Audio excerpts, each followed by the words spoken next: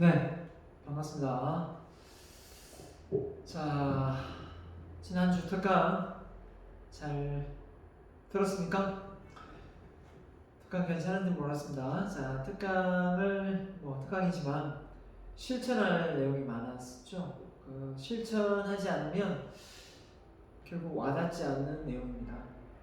사실 규칙적인 생활, 그게 별거 아닌 걸로 생각을 했습니다. 하면 좋지 그죠?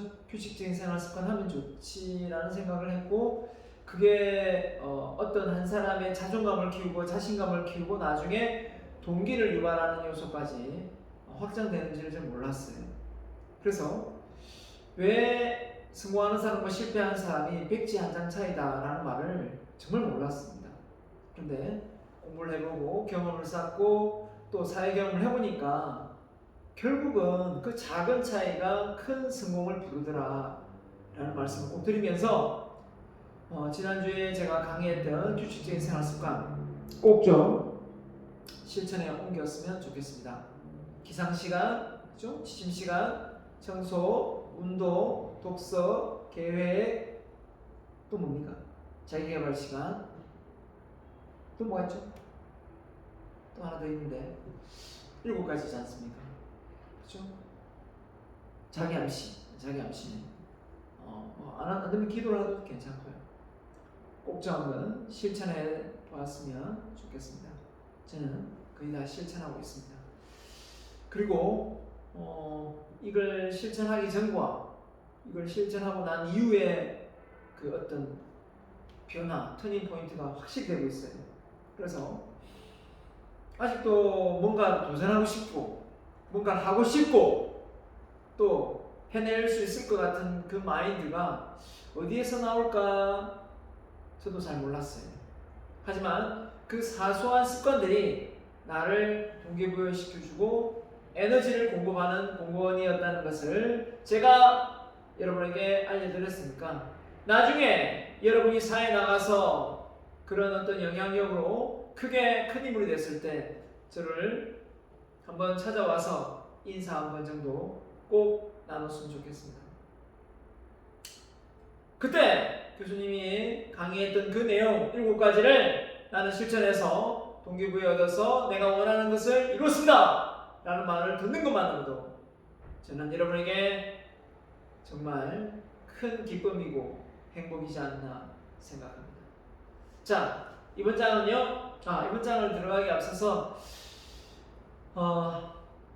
이제 리포트를 하나 내려고 하는데요. 리포트를 우리 원래 이제 대면 수업할 건지 비대면 수업할 건지 지금 자료 설문조사를 하고 있는데 지금 대부분 비대면을 원하고 있습니다. 대면 수업이 많지 않아요. 자, 그럼 그 대면 수업을 몇 명 안 되는데 할 건가? 대면 수업 하면 그분들이 그 사람은 와서 발표도 하고 발표 내용 각 장별로 끝나고 나면 그 장에 대한 사례 내용을 발표해야 되는데 3명, 4명, 5명 와야 될 수 있습니까? 그래야 저하고 호흡이 맞춰서 진도가 나가는데 좀 어려울 것 같아요. 그래서 될 수 있으면 비대면으로 그냥 이번 학기까지 마무리하는 걸로 했으면 좋겠습니다. 참고로 제가 비대면 대면 수업을 하자고 하는 친구들한테는 따로 제가 한번 또 상의를 좀 하겠습니다. 이렇게 해서 지금 과반수 이상 나오면 저는 바로 합니다. 근데 한 몇 프로 안 되는 그 올라온 거 볼 수 있죠? 이런 거 볼 수 있지 않습니까? 네, 보고 한번 결정을 했으면 좋겠습니다. 그리고 대면 수업을 하면 이렇게 수업 방식을 진행하지 않습니다. 대면 수업을 하면 제가 강의를 하고 2시간 정도 하고 1시간은 여러분이 뭘 합니까? 사례 발표, 동영상이라든지 이 장에 관련되어 있는 내용을 여러분이 찾아와서 그 내용을 설명하고 발표 프레젠테이션하는 수업을 진행합니다. 그렇게 해야만 재미가 있고 또 그 내용으로 여러분하고 또 커뮤니케이션하는 또 재밌습니다. 자, 그렇게 수업 진행을 할 수 있는 인원이 되면 할 것이고 아니면 비대면으로 그냥 쭉 가겠습니다. 그 3명이 한 4-5명 된다면 그 4-5명이 나는 각 장별로 내가 발표를 해서 하겠다 하면 대면 수업을 해도 되겠죠. 근데 그 많은 내용을 돌아가면서 여러분 할 수 있을까요?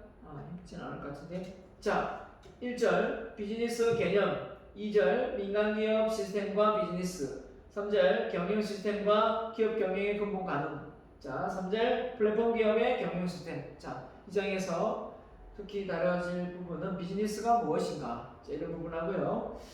그 다음에 민간기업의 시스템과 일반 비즈니스 시스템의 차이, 뭐 이런 거, 경영에 관련된 부분은 뭐 아주 기초적인 부분이 나오고요. 지원 시스템, 그죠? 이런 부분이 나오고, 플랫폼 기업 어떤 상황. 자, 우리 플랫폼 기업이 뭡니까?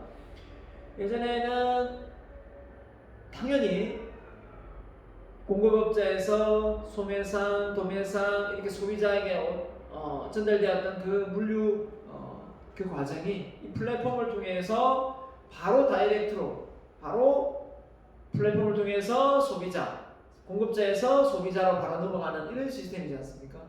그래서 그 중간에 플랫폼에서 수수료를 먹고 소비자에게 저렴한 가격에 제품을, 서비스를 공급할 수 있는 과정입니다. 어떻게 보면 아주 편리하면서 좋은 것처럼 보이죠. 근데 어떻습니까? 이게 그렇지가 않죠. 이 플랫폼 시장이 활성화되면서 취업 자리가 완전히 붕괴되면서 사람을 필요치 않는 과정이 되는 거죠. 그래서 어떻게 보면 시대가 어느 정도 예측 가능하면서 변화가 일어나야 되는데 예측 불허할 정도로 빠르게 변해가는 이 시대에 우리가, 여러분이 이제 취업을 하면서 기존에 가지고 있는 엄마 아버지의 그 베이비부모 세대들의 어떤 사고방식으로는 결국은 이 취업의 자리의 문턱은 낮을 수밖에 없다. 낮은 게 높을 수밖에 없다. 그렇죠? 높을 수밖에 없다. 그렇기 때문에 취업의 문턱을 낮추려면 그 기술력을 바탕으로 여러분이 전문적인 그 기술을 보유하고 있어야 되지 않겠는가 생각합니다. 자, 가볼게요. 그래서 비즈니스의 구성. 자, 비즈니스 사업을 왜 합니까? 왜 하죠? 돈 벌려고 하죠. 근데 단순히 돈 벌려고 합니다 라고 말하면 그 CEO의 마인드가 의심스럽죠. 그죠? 왜 삽니까? 먹고 살라고요. 먹고 살라고 삽니다 라고 말하면 인생의 어떤 가치나 의미 추구는 온데간데 없는 거죠. 마찬가지입니다. 기업을 운영하는데 오롯이 돈을 벌기 위해서 사업을 구성한다 그러면 역시 마찬가지입니다. 그 비즈니스의 목적성이 많이 이기적인 어떤 면모로 바뀌겠죠. 하지만 이타심을 부여해서 기업의 부가가치를 창출하고 취업을, 그죠? 시키고 또 뭡니까? 일자리 취업을 창출하고 그 다음에 국가 발전에 기여하고 지역사회 발전에 기여하고, 그죠?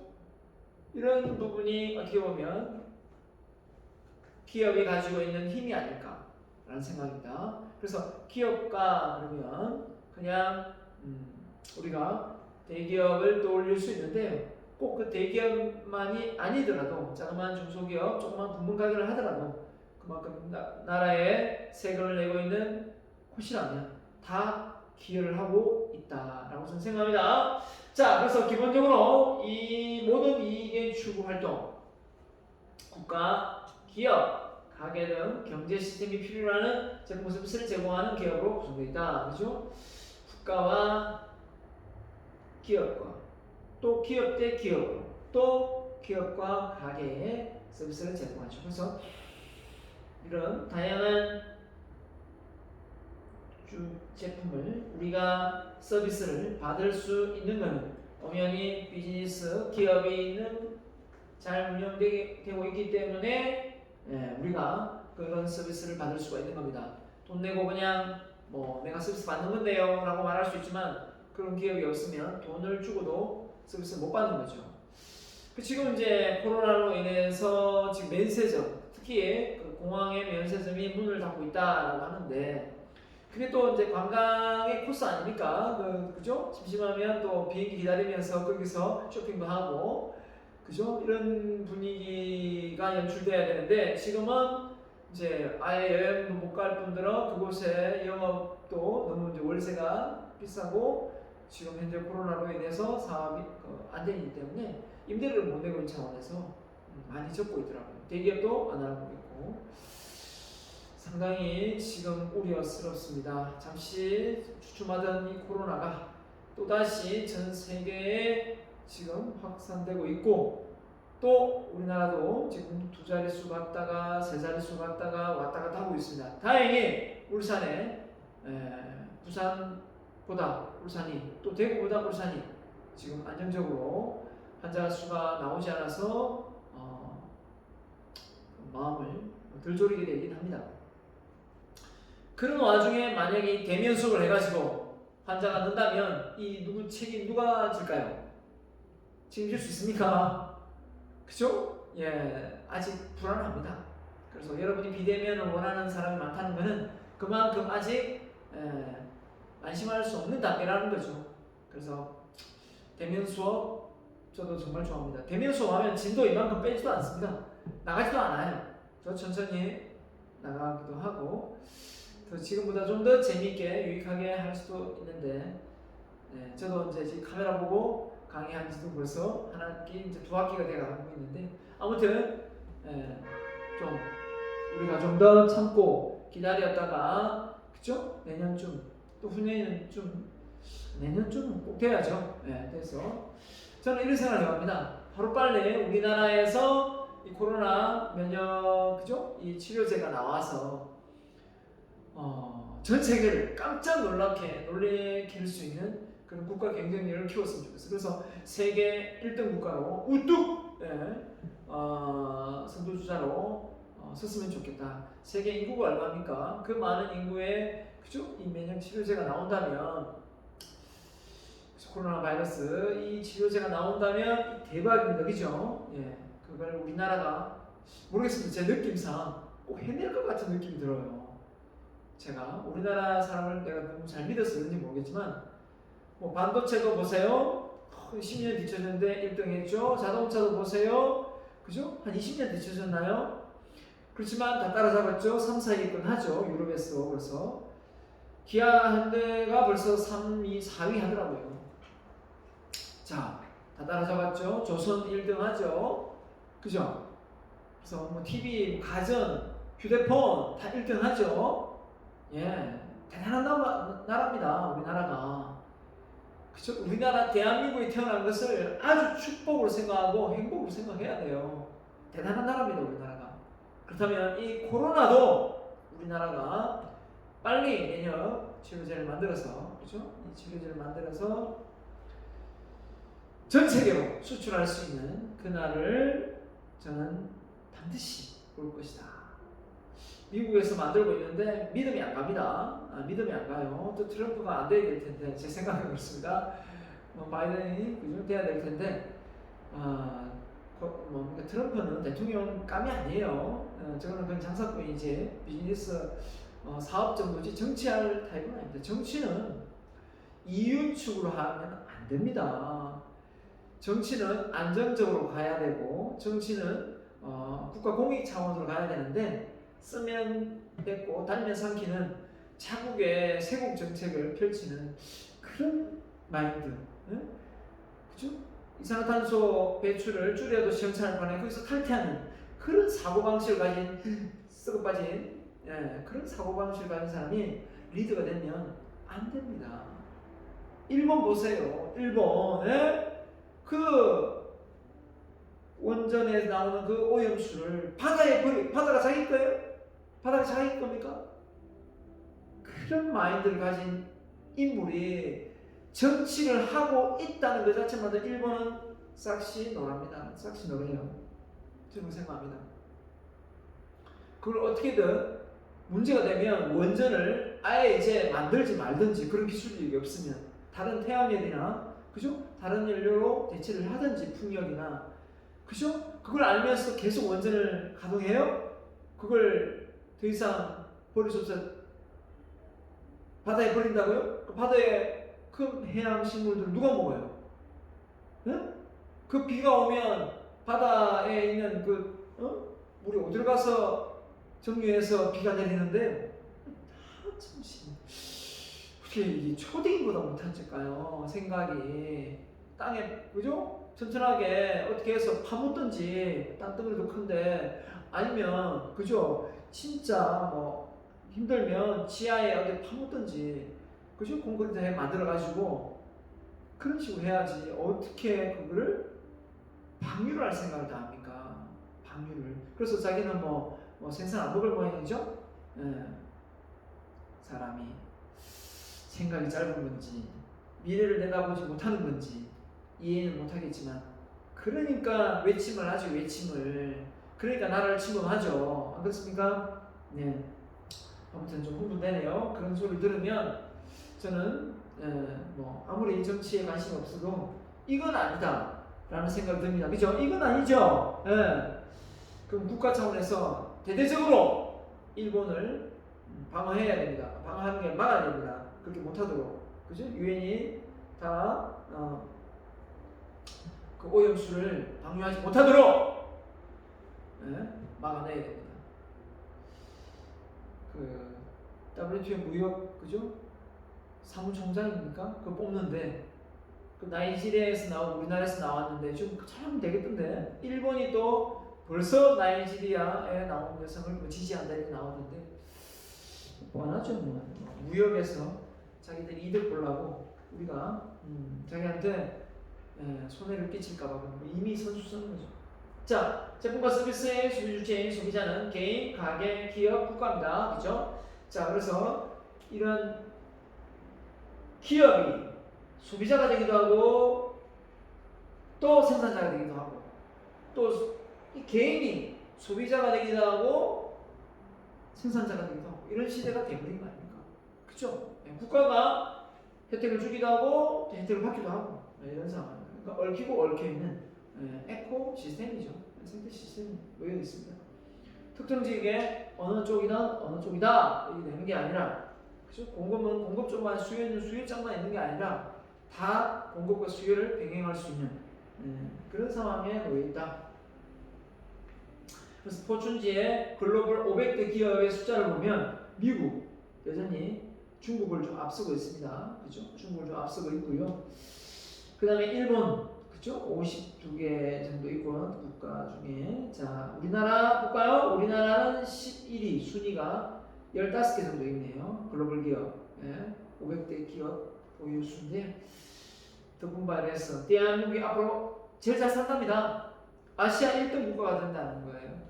아시아 1등 국가를 넘어서 전 세계의 1등 국가가 될 걸 확신합니다. 아시아에 중국이 버티고 있는데 아시아의 1등이면 전 세계 1등 아닐까요? 저는 생각합니다. 자, 이 조그만 땅덩거리가 중국을 앞선다. 미국을 앞선다. 상상이나 할 수 있을까요? 하지만 가능합니다. 왜냐하면 이제 시대가 무슨 시대입니까? 뭐 인구로 밀어붙이는 시대입니까? 멀리서는 시대죠. 우리 대한민국의 국가 성장은 이 교육 아닙니까? 교육 많이 배우고 대학 진학률 세계 1등인데 더 말하면 뭐 하겠습니까? 아무튼 기업의 경쟁력이 갑자기 왜 나왔냐?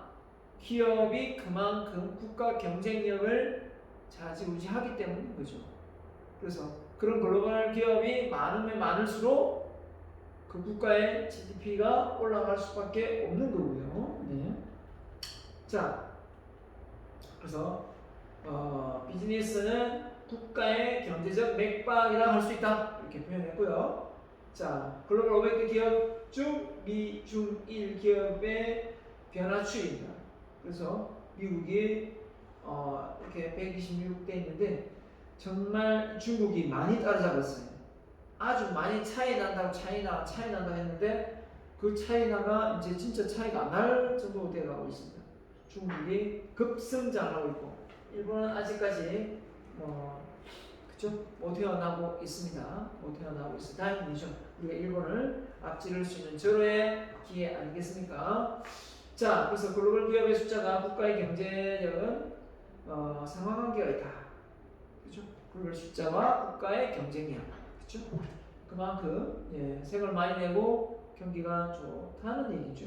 그래서 경제 성장률을 보면 중국이 올해도 벌써 4.3%인가 성장했습니다. 우리가 수출은 1.9% 올랐는데 경제 성장은 마이너스 싶은데 전체적인 성장은 그죠? 1.9% 이야기하는 것 같은데 지금 수출 부분에서 자 아무튼 중국이 경제 성장률 지금 4.3%다 다른 지역은 다른 나라들은 지금 마이너스인데 그죠? 대단합니다 지금 중국. 자 코로나 바이러스 먼저 퍼뜨리고 먼저 끝내는 것처럼 했다가 지금 오늘도 중국 100명 이상 나왔습니다. 그죠? 자, 비즈니스 구성. 비즈니스는 국가의 경제적 맥박이라 할 수 있다. 그래서 기업과 비즈니스의 발전은 국가의 발전에 직결된다. 그래서 비즈니스의 발전은 국민과 시민의 생활 수준 향상과도 당연하죠. 그렇죠. 좋은 제품, 질 좋은 서비스를 만들어내는데 얼마나 국민이 편리하게 그 제품을 이용할 수 있습니까? 자, 판매자는 이익을 얻기 위해 교환 프로세스를 참여. 즉, 이익은 기업, 판매자, 생활 수준의 지속적인 향상 목표를 달성하는 주요 요소다. 당연하겠죠. 기업이 이윤 추구 없이 운영을 어떻게 합니까? 그죠? 예, 그래서 교환, 부가가치가 높은 제품을 만들어내므로 해서 그 교환으로 이익을 창출하는 거죠. 사람, 기술, 정보 등을 혼합하여 소비자의 욕구를 충족시킬 수 있는 상품 서비스를 만들어 마케팅하는 위험을 감수하는 사업가에 대한 보상이다. 표현을 잘했어요. 리스크를 안죠. 왜 공무원 하려고 하겠습니까? 왜 공기업에 들어가려고 하겠어요? 왜 사업을 안 하고 그냥 직원이 되려고 하겠어요? 리스크. 쫄딱 망할 수가 있거든요. 사업이라는 게 그렇지 않습니까? 사업이라는 게 기본급이 없잖아요. 기본급이 들어가면 기본급이 일하고 있지만 기본급이 없거든요. 근데 이 기본급이 없는 곳이기 때문에 사업은 정말 어렵고 힘든 것 같습니다. 근데 그럼에도 불구하고 우리나라가 전 세계에서 아마 사업을 개인 사업자가 세계 1등이지 않나 인구 대비 비율을 했을 때 아마 그럴 겁니다. 그만큼 개인 사업자가 많습니다. 더 많은 나라 있나요? 모르겠네요. 자 아무튼 근데 그럼 좋은 거 아닙니까? 이렇게 할 수도 있지만 꼭 그렇지만은 않습니다. 미국이 우리나라보다 적으니까요. 잘 사는 선진국이지만 그죠? 우리나라는 뭐 선진국이 될 수 있다고 보지만 자 그래서 큰 대기업이 성장하고 발전하는 만큼 맞죠? 또 이 작은 중소기업들도 성장하고 발전할 수 있는 기회가 주어져야 되겠죠. 그래서 이 중소기업은 그죠? 또 중견기업 또는 대기업에 속국이 돼가지고 뭐 이러지도 못하고 저러지도 못하고 항상 들러리가 되고 따라가는 이런 상황이 아니라 오히려 대기업과 중견기업이 이런 중소기업을 보호해주고 아껴서 관리해서 또 이게 쉽게 이 타국으로 넘어가지 않도록 기술력이 중요하죠. 팔이 안으로 굽어야 되는데 그렇지 못하고 돈만 많이 준다 하면 무조건 외국 바이어들한테 정보 다 알려주고 그죠? 네, 기술력 다 빼돌리고 그래가지고 또 보편화 만들고 엄청난 R&D 분야 투자해놨더니 기술력 다 자기 개인적으로 다 값을 치르고 빼돌리는 그런 아주 나쁜 뭡니까 직원들도 있더라고요. 그래서 구속되고 막 이러죠. 아무튼 그런 상황이 없어야 될 것 같습니다. 자, 그래서 위험을 감수한 대가로 이익이 들어온 이윤이 창출되는 부분이니까요. 그러니까 이제 이 기업가 정신이죠. 어떻게 보면 망할 줄 알고 실패할 줄 알지만 그래도 시도하는 게 사업이 비즈니스 아닙니까? 그게 무섭다면 공무원 해야 될 것이고 기본급 딱딱 정해서 주어지는 일만 해야 되겠죠. 하지만 단점이 뭐가 있습니까? 돈이 한정되어 있다. 근데 사업은 어떻습니까? 돈이 한정되어 있으니까 내가 잘 뛰고 노력한 만큼 기하급수적으로 돈이 많이 불어날 수가 있습니다. 자, 이런 점을 우리가 감안해야 하는데 우리가 좀 더 크게 봐야 되겠죠. 넓게 보고 그죠? 크게 보면 과연 내가 어느 게 정답인가 알 수 있을 것 같습니다. 자, 비즈니스 구성은 자 오늘날 비즈니스 목적은 이익 추구.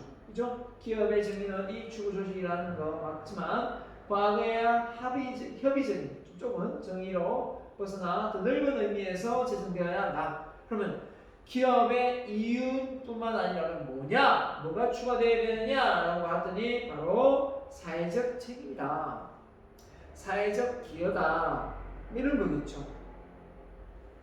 엄밀히 말하면 사례 뒤에 나오겠습니다만은 유일한 박사님 같은 이런 분들은 나는 국가의 나라의 돈을 잠시 빌려 쓰는 것뿐이다. 다시 사회 국가에 환원해야 된다. 이런 마인드 대단하지 않습니까? 국가가 있고 기업이 있고 학교가 있고 국가가 먼저였습니까? 국가가 있고 교육이 있고 그 다음에 기업이 있고 그 다음에 뭐죠? 네, 그 다음에 가정이 있고 그 다음에 본인이 있더라고요. 그러니까 얼마만큼 가정보다 또 그 회사보다 또 그 나라를 걱정하는 분이었던 걸 알 수가 있겠죠. 자, 그래서 우리는 비즈니스 정의를 한번 알고 넘어갔겠고요. 자, 기업 목적은 시장을 개발하고 기업 내외의 고객에게 더 나은 제품을 제공함으로써 가치를 전달하고 사회에 공헌하는 것을 볼 수 있다. 그래서 가치 제한, 질조품, 서비스와 제품을 제한, 가치 제한, 그걸 통해서 보조문이 돈이 나오게 만들기 때문에 그걸 통해서 기업이 운영되는 건 맞지만 더 폭넓게 놓고 보면 그 기업이 잘 돼서 세금을 많이 내고 그 세금이 곧 지역사회 발전에 도모한다면 사회적인 기여까지 되겠고 세금이 아니라 손수 기부를 한다면 더더욱 그죠? 지역사회 발전에 큰 힘이 될 수 있겠습니다. 자, 비즈니스의 구성 개념입니다. 가치 창출을 위한 비즈니스 투입. 자, 비즈니스와 기업을 포함하는 경제 시스템은 성공적인 운영을 위하여 특정 투입 요인들이 필요하다. 자, 뭐가 있느냐? 천연자원, 자본, 돈, 인력, 그죠? 인적, 그 다음에 기업과 정신. 이 네 가지가 비즈니스의 생산을 위한 투입 요인이다. 그렇게 보는 거죠.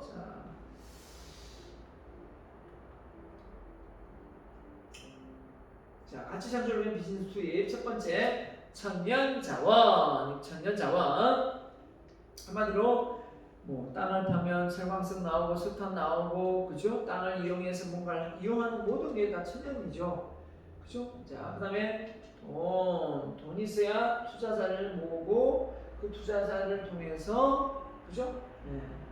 수행에 통해서 자, 협의로는 돈이라는 재원, 광의로는 비즈니스 수행에 중요한 자원인 기술, 정보, 각종 도구나 기구들, 생산 설비 같은 물리적 설비 등을 포함한다. 다 돈이다. 다 투자되니까 돈이다 이거죠. 자, 그 다음에 인적 자원입니다. 거대 기업의 최고 경영자로부터 자영업을 하는 사람까지 해당되고요. 인적 자원 투입에서 육체 노동과 근로자의 지식 투입 모두 해당된다. 자, 몸으로 써서 일을 할 수도 있지만 이 지식 근로자는 머리를 써서 일을 할 수도 있겠죠. 그런 사람들까지도 비즈니스에 다 동참하는 핵심 투입 요소가 되는 거고요. 그 다음에 기업가 정신. 바로 기업가 정신이 뭐죠? 비즈니스 창출을 하고 운영하기 위한 위험을 감내하는 의지. 위험을 감수하는 의지가 바로 이 네 번째 기업가 정신이겠죠. 그래서 어떻게 보면 실패할 수 있지만 그 실패를 무릅쓰고 도전하는 정신 아니겠습니까? 수익성이 있는 잠재된 비즈니스 기회를 보고 계획을 세워 비즈니스를 추진하여 시장에 성공을 거두고 이익을 얻는 사람이다 라는 겁니다. 기업가. 자, 기업가 정신에 대해서 기업가 사회를 배웠다면 이 사례를 알고 있을 텐데요. 기업가 사회 과목을 안 들은 사람이 또 있을 거기 때문에 자, 이분이 마이크로소프트 빌 게이츠가 회사를 그죠? For Aaron하고 창업을 했는데요. 중요한 건 뭐 이걸 보고 싶은 게 아니고 빌 게이츠가 얼마나 기업가 정신이 대단했는지 한 사례죠. 자, 그 73년도에 여러분 태어나지도 않았겠지만 콜레트라는 영국의 소년이 미국 하버드대에 입학을 하게 됩니다. 자, 콜레트. 근데 그 옆에 앉아있던 학생이 바로 18살의 빌 게이츠. 자, 두 사람은 콜레트와 게이츠는 모두 소프트웨어 개발이라는 꿈을 꾸고 학교를 들어왔겠죠. 근데 어떻게 되었습니까? 같은 꿈이 있다는 것을 알고 빌 게이츠는 콜레트에게 뭘 제안했습니다. 무슨 제안했죠? 우리 학교 그만 다니고 우리 같이 자퇴해서 32비트 재무 소프트웨어를 개발해 보자. 이렇게 제안했더니 뭐라고 했습니까? 콜레트는 빌 게이츠 제안을 완곡하게 거절을 하면서 뭘 했습니까?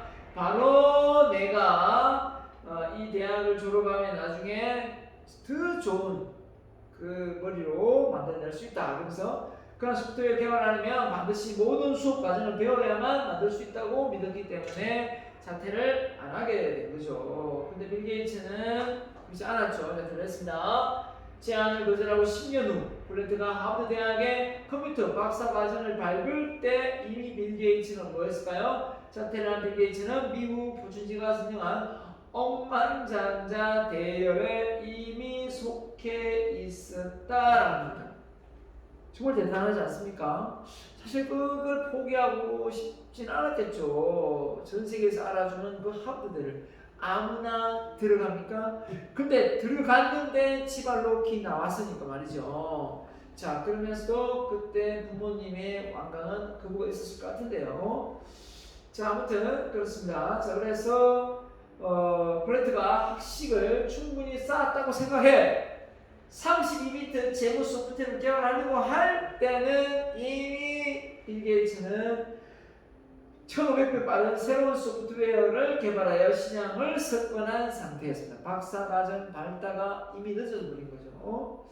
자, 이런 면에서 볼 때 그러면 뭐 대학 가지 말고 바로 뭐 취업을 할까 이렇게 생각하는 분도 있을 수도 있는데, 물론 때에 따라서 그렇게 될 수도 있는 사람이 있을 수는 있겠죠. 아무튼 자, 그래서 콜레트와 빌 게이츠의 꿈은 같았는데 이 너무나도 다른 삶을 사는 두 사람의 차이는 뭐죠?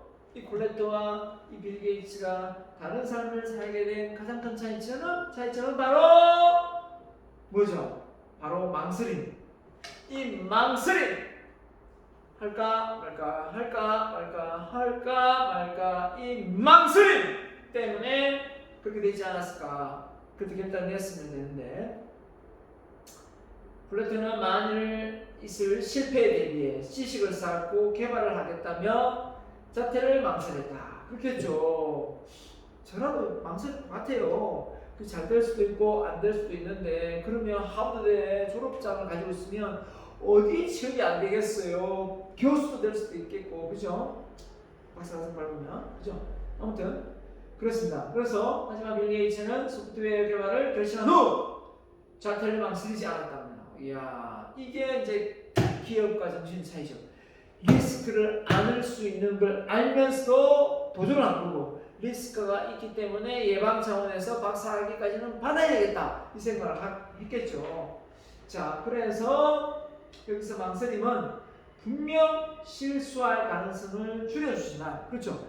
실수할 가능성을 줄여주지만 어떻습니까? 그 다음번에 더불어 성공의 기회를 잃게 할 수도 있다. 여러분이 할까 말까 망설이는 게 있다면 너무 곰곰이 생각해서 그때와 시기를 놓치지 말고 좀 더 주관적인 생각, 객관적인 생각을 잘 고려해서 여러분이 원하는 삶을 살아갈 수 있어야 되지 않겠는가 라는 생각입니다. 만약 당신이 무언가를 하겠다고 결정했다면 어떻게 할까요? 망설이지 마라. 망설이면 오히려 성공의 기회를 앗아간다. 자, 이렇게 표현을 하고 있습니다. 자, 유일한 박사는 잠시 숨 한번 돌리고 강의를 이어가도록 하겠습니다.